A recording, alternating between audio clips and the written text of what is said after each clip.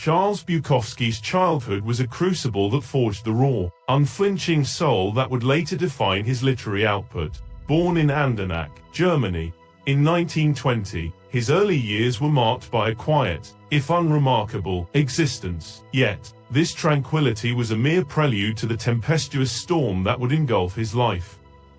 The idyllic facade shattered when, in 1925, his family uprooted their lives and emigrated to the United States. The young Bukowski, barely 5 years old, was thrust into a foreign land, a linguistic and cultural alien. The once familiar world evaporated, replaced by a bewildering expanse of unfamiliar sights, sounds, and smells.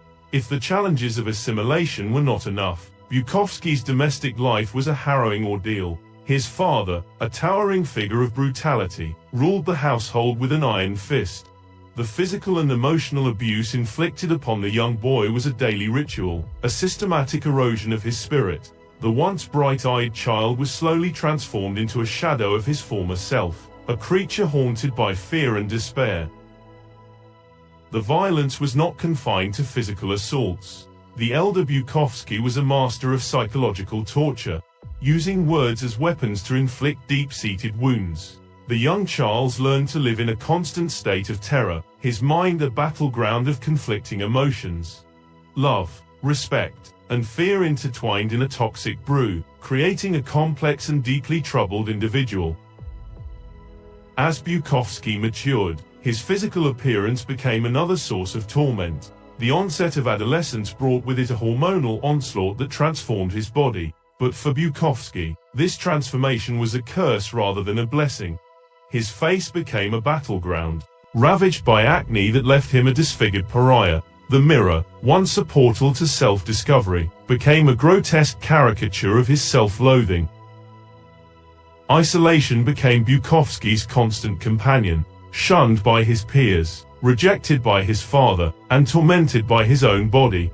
He retreated into a world of his own creation. Books became his solace, offering an escape from the harsh realities of his life. Yet, even in the realm of imagination, he found little respite. The characters he encountered in these literary worlds often mirrored his own internal turmoil, their struggles and triumphs serving as a haunting reflection of his own.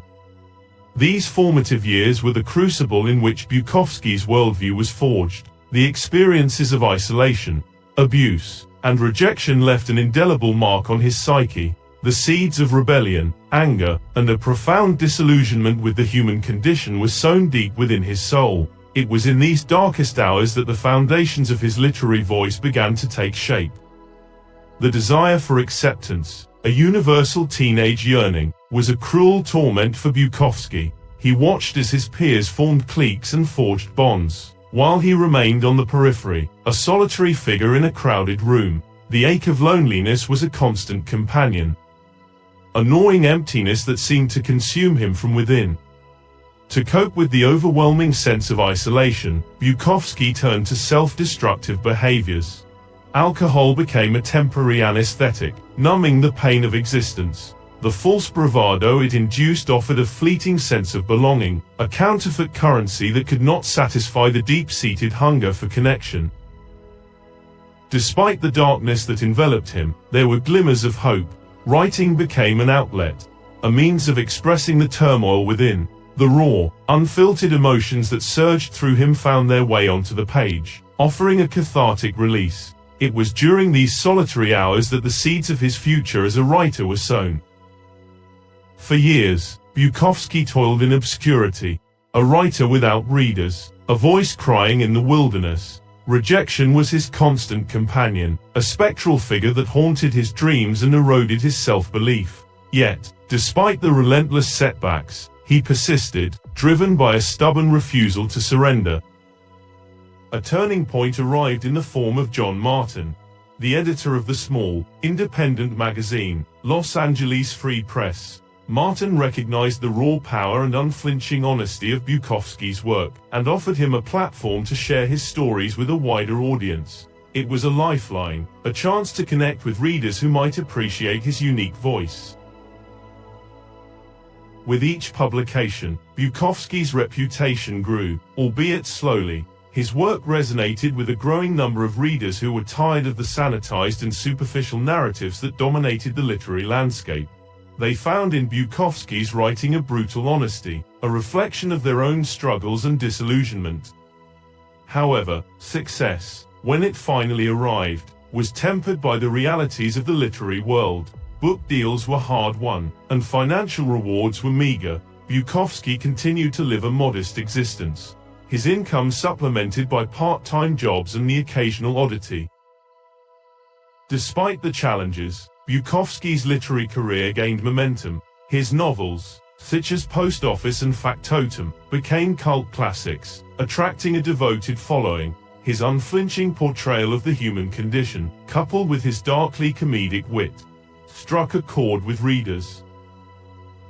As his fame grew, so too did the scrutiny. Critics were divided, with some hailing him as a literary genius and others dismissing him as a purveyor of nihilism and misanthropy. Bukowski, ever the contrarian, seemed to relish the controversy, using it as fuel for his writing. In the end, Charles Bukowski's legacy is complex and multifaceted. He was a man of contradictions, a poet of the gutter and the soul. His work continues to resonate with readers, challenging and provoking, offering a glimpse into the darker corners of the human experience. For more thought-provoking content on philosophy and the human condition, like and subscribe to our channel. Together, let's unravel the complexities of existence and find meaning in the ordinary.